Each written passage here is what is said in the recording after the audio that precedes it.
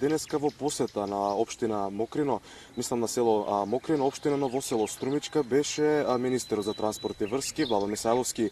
Причината за посетата беше надгледување на градежните активности на овој регионален пат помеѓу Мокрино и Смолари, кој е во должина од 4 километри и вкупна инвестиција од 1,23 милиони евра. Инаку министерот во својата посета најави, односно додаде дека во Македонија севкупно досега има обновување на регионални патишта од должина околу 700 километри. Инаку сега да не доложам многу, предлагам да ја погледнеме изјавата на министерот за транспорт и врски Владо Мисајловски. Се работи за инвестиција од 1,2 милиони евра во должина од 4 километри. Ние пред неколку месеци заедно тука со председателот Груевски додавме на почеток на градежните активности, како што може сите да забележиме, веќе повеќе од 1 километар е асфалтирано, се пробива моментално патот.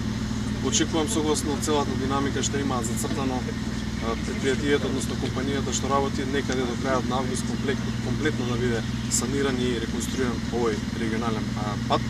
Станува збор за многу важен пат, бидејќи поврзува преку 10 населени места и се крати повеќе од 20 километри. Многу е важно исто така ова населено место да добие и повеќе на вредност на туризмот, односно имаме тука доста природни убавини кои сега ќе бидат достапни за сите граѓани.